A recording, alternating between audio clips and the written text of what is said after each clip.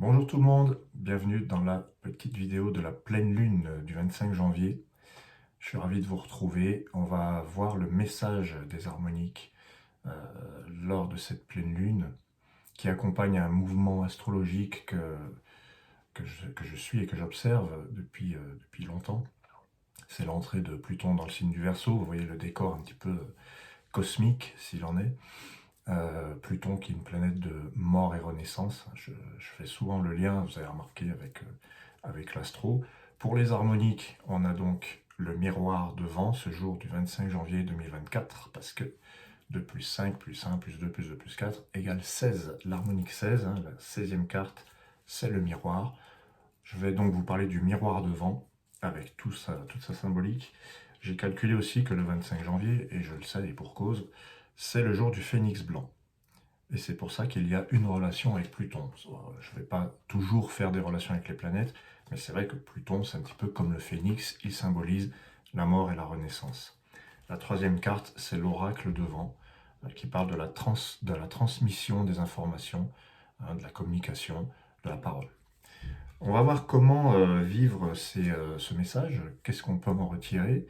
Le miroir de vent, pour commencer. Alors, ce miroir, cette carte du miroir, en deux mots, le miroir de vent, il y a l'idée de jugement et de discernement.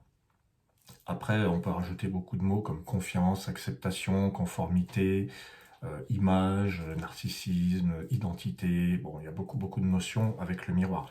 Mais aussi ressemblance, évidemment, hein, gémellité, dualité, voilà, beaucoup de choses. Alors, je vais vous parler du miroir de vent. Son message, c'est de faire preuve de discernement, d'utiliser le sens de l'analyse. Euh, Discerner ce qui est bon pour vous. Alors, on n'est pas dans un mode manichéen, il y a le bien, il y a le mal. Mais il y a quand même des manières de vivre les choses. Avec le miroir devant, on va avoir peut-être tendance dans un premier temps à avoir des jugements, que ce soit sur les autres ou pour soi-même. Généralement, c'est pour soi-même. On s'auto-critique, on va se juger, se sentir insuffisant, inacceptable, non conforme, etc., etc. Et on va partir dans un cercle vicieux de diminution de soi, de manque d'estime en fait. Voilà. Pour moi, le miroir, c'est aussi une carte qui symbolise l'estime de soi. Donc, pour s'estimer soi-même, qu'est-ce qu'on fait? Ben, on va s'analyser, puis on va voir euh, ce qui va porter préjudice à notre bien-être, à notre vie sociale, à notre vie professionnelle, à notre vie amoureuse, à notre vie de tous les jours, à notre quotidien en fait. Et le miroir devant, je regarde en quoi il peut nous porter préjudice lors de cette pleine lune, c'est quand on va se sentir, donc, comme je disais, insuffisant, inadapté, inadéquat, etc. Le miroir devant, bien vécu, il dit, bon alors, voilà, ce que je recherche en fait, c'est l'harmonie. Comment je vais créer l'harmonie autour de moi et en moi? Et là, c'est là qu'on va utiliser le miroir en tant que accessoire, je dirais, de discernement. Dans le mot discernement, on discerne, on sépare en fait. On sait qu'il y a le bien et le mal. Il y a ce qui nous fait du bien, ce qui est désavantageux. Vous ne pouvez pas focaliser que sur ce qui est désavantageux. Sinon, c'est là que vous tombez dans la spirale infernale. Alors comment on fait? Bah, on va rééquilibrer son regard et on va se dire, ok, il y a ça qui va pas, mais pensez à ce qui va. Il faut avoir un regard équilibré, un regard symétrique, hein, comme le miroir. Si vous voyez que les défauts dans le miroir, vous ne pouvez pas ajuster votre vision. Donc, ce miroir devant, il nous sert à ajuster la vision. Qu'est-ce qui colle, qu'est-ce qui correspond? C'est la mise au point, on passe du flou au net. Voilà, il y a une histoire de netteté dans le miroir devant. Voilà. C'est la netteté, pourquoi faire? Pour trouver donc l'harmonie, c'est le mot, je dirais, le maître mot du miroir, qui veut l'harmonie en fait. Voilà. On a l'ascendant, moi qui me rappelle particulièrement Pluton, hein, l'ascendant phénix. Le phénix, en deux mots, se décrit avec destruction, création. La destruction, pourquoi? Parce que le phénix, pour renaître, il est bien obligé de détruire quelque chose. Alors, c'est le phénix blanc. Ça signifie quelque chose. L'élément blanc dans les harmoniques, c'est le premier élément. L'élément blanc nous dit que c'est la première fois de l'année que le phénix apparaît dans le calendrier. C'est donc un phénix blanc, c'est pour cette raison que c'est un phénix blanc. Et ce phénix va se dire, bon, tout est possible. Qu'est-ce qu'il a à brûler finalement? Qu'est-ce qu'il doit détruire pour renaître? C'est la première fois qu'il arrive. Donc en fait, dès qu'il va commencer quelque chose, il va peut-être avoir tendance à le brûler immédiatement et à recommencer à partir dans un cycle infernal de création-destruction. C'est le créateur en nous, le phénix blanc. C'est celui qui est capable de partir de rien. Voilà, il part de rien. Il va avoir une imagination, il va avoir une intuition ou de l'inspiration. Voilà. Ce qu'il y a, c'est que il y a quand même un besoin de repartir de zéro. Est-ce que ça ne nous dit pas, quelque part, recommencez tout, mais faites comme si vous redeveniez un petit enfant, en fait. C'est vraiment ça, l'élément blanc. C'est la pureté de l'enfance, et c'est la spontanéité. Spontanément, si vous deviez tout reprendre à zéro, par quoi vous commenceriez pour renaître? Voilà. C'est vraiment en relation avec ce Pluton qui rentre en Verseau en même temps que le Soleil. Donc le 20-21 janvier, ce sont 2 jours où ces 2 planètes vont entrer dans le signe du renouveau. Voilà. Donc c'est très très phénix. Donc là, vous êtes appelé, invité à faire table rase, à effacer véritablement beaucoup de choses en vous qui vont vous permettre de trouver l'inspiration et enfin l'harmonie. Parce que au départ, il s'agissait quand même de trouver l'harmonie en nous. Voilà. Qu'est-ce qui vient de moi aussi? C'est un regard sur soi, le miroir. Quand vous regardez dans le miroir, c'est vous que vous voyez, hein, c'est pas autre chose. Qu'est-ce qui doit être brûlé en moi et qu'est-ce qui va renaître? Qu'est-ce que je vais reprendre depuis le départ? Sur quoi je vais faire table rase? Comment je vais trouver l'harmonie et comment je vais pouvoir commencer cette nouvelle année, ça tombe à ce moment-là, sur une renaissance, un regain de vitalité.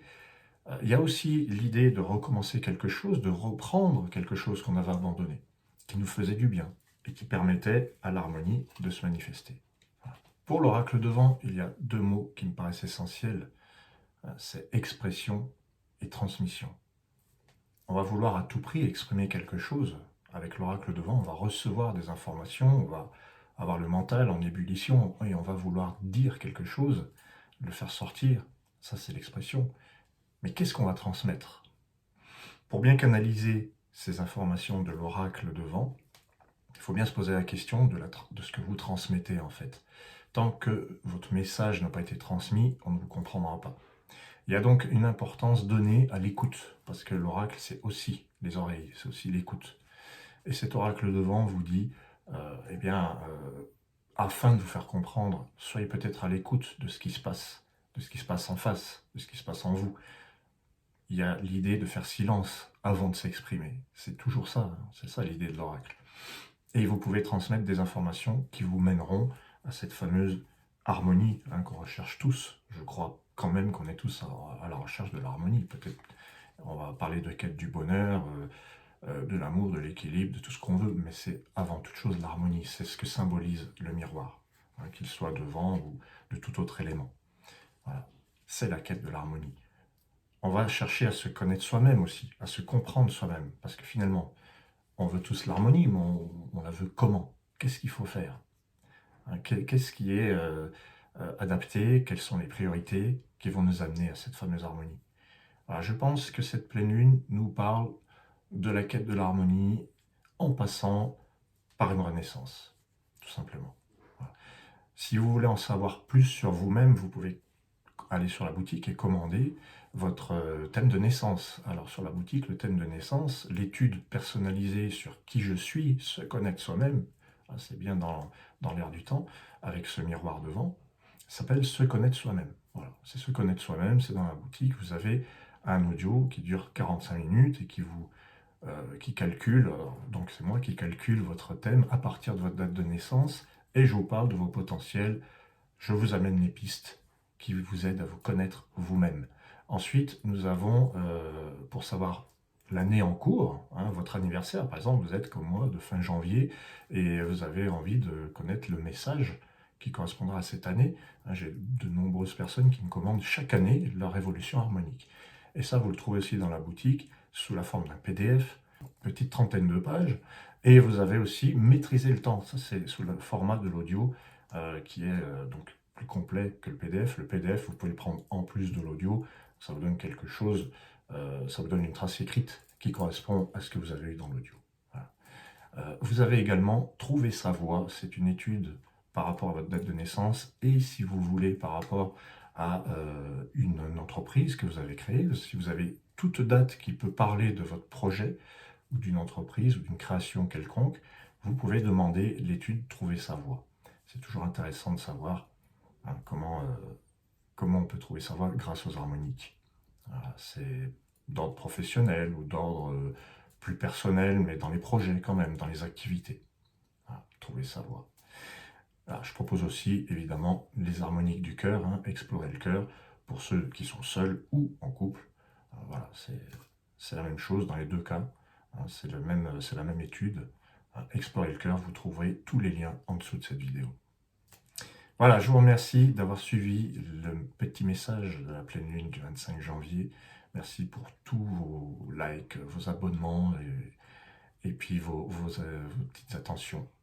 Merci beaucoup et au plaisir de vous retrouver dans d'autres vidéos. Il y en aura d'autres. Ciao, ciao.